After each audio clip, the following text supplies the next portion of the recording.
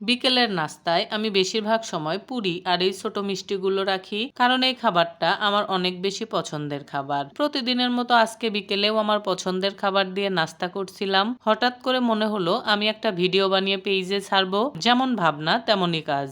মোবাইলটা অন করে খাওয়া শুরু করে দিয়েছি। হাজবেন্ড আমার দিকে তাকিয়ে হাসতেছে আর বলতেছে, কি ব্যাপার, ভবিষ্যতে ফুড ব্লগিং করার প্ল্যান আছে নাকি? আমি তো শুনেই হেসে ফেলেছি, বলতেছি যে না, আমার এরকম কোনো প্ল্যান নেই, কিন্তু সে বেচারা বিশ্বাসই করতেছে না। তারপরে আমি বললাম যে বাহ, বুদ্ধিটা খারাপ দাওনি, তাহলে এক কাজ করি, ফুড ব্লগাররা যেমন করে খায় তেমন করে খাওয়ার চেষ্টা করি। তারপর হাজবেন্ডের ফোন নিয়ে আমি এক ফুড ব্লগারের ভিডিও দেখে খাওয়ার চেষ্টা করতেছিলাম, কিন্তু না, কোনোভাবেই ওদের মতো ঘাপুস ঘুপুস করে খাওয়াটা হয়ে উঠতেছিল না। আমার কাণ্ড দেখে হাজবেন্ড অনেক ক্ষেপে গেছে, বলতেছে যে কি কাহিনী শুরু করছে এক নাস্তার টেবিলে, তাড়াতাড়ি খাওয়া শেষ করো, কারো মতো তোমার খেতে হবে না, তোমার মতো করেই তুমি খাওয়া শেষ করো। তারপরে বলতেছিল, ফোন নিয়ে তুমি যে কাহিনী শুরু করছো, তোমার কাছ থেকে ফোন কেড়ে নেওয়া লাগবে, না হলে তুমি সংসারের সব কাজ বাদ দিয়ে ফোনের পিছে পড়ে থাকো। আমি অবশ্য তার কথা খুব একটা গায়ে মাখিনি, কারণ এই একটা প্রাণী আছে যার কথা গায়ে মাখলে জীবন চলবে না। শাশুড়ির ছেলের কথা গায়ে যত কম মাখবেন ততই সংসারে ঝগড়াঝাটি কম হবে, তাই ওদের কথায় খুব একটা পাত্তা দেবেন না। তবে গুরুত্বপূর্ণ কথা হলে অবশ্যই পাত্তা দিতে হবে,